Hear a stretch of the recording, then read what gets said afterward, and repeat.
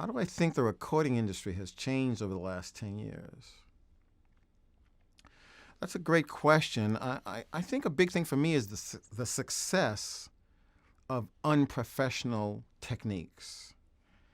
People in their bedrooms doing whatever they do. It's got nothing to do with how we actually make records, but then it comes out and it's a successful, connective musical experience with their audience. So then as a professional, because I'm curious, I'm listening to that thing going, why did it connect? And is there something that I need to learn from that in order to connect? I'm seeing more and more of that, more and more of a non-traditional, unprofessional approach to music and musicality, and that thing getting distributed and actually being received well by an audience.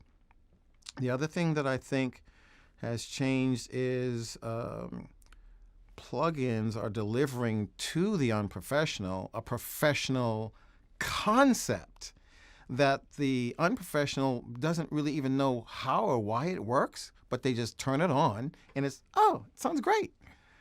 And it's really funny because a lot of the things that are being used, I'll give you an example. Echo Boy. Echo Boy has a parameter where you go into the tweak button and you can go from the phantom image to a wider stereo image. Well, I actually know why that's happening, and the average person probably doesn't have a clue why it's happening, but it sounds really, really cool.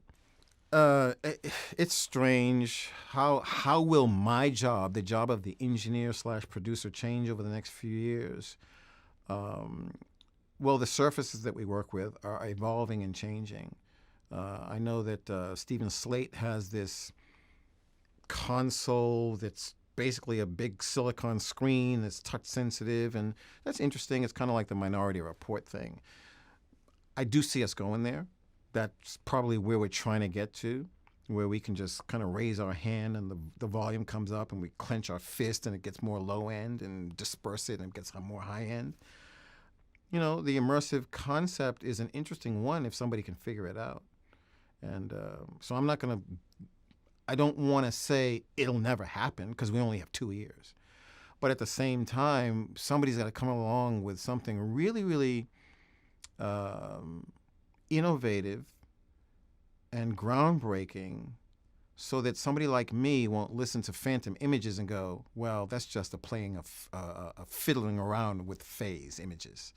You know, the actual centered signal is different from a phantom image.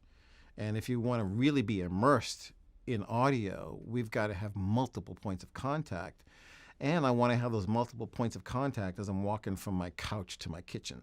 So whoever figures that out is going to get really rich. So distribution, I'm not really sure where we're going to go. The listening experience, once again, we have 2 ears. The way the creativity and the shape of the sound, that's been morphing and doing a lot of strange things.